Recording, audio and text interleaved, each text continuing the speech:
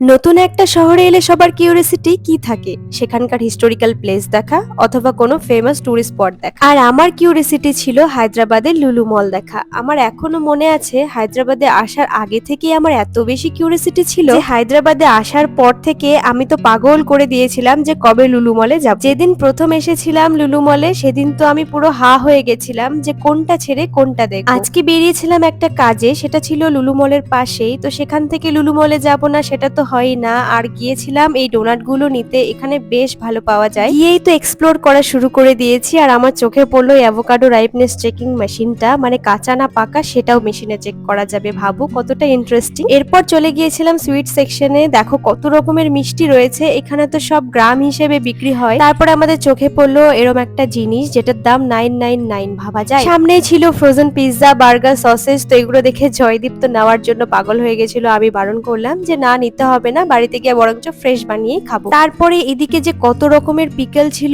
Olive থেকে শুরু করে সমস্ত রকমের পিকেল এখানে ছিল। তো আমরা ঘোরাঘুরি কমপ্লিট করে চলে গেছিলাম ম্যাকডিতে একটু খাওয়া দাওয়া করতে, তারপরে কিন্তু আমরা বাড়ি ফিরে এসেছিলাম।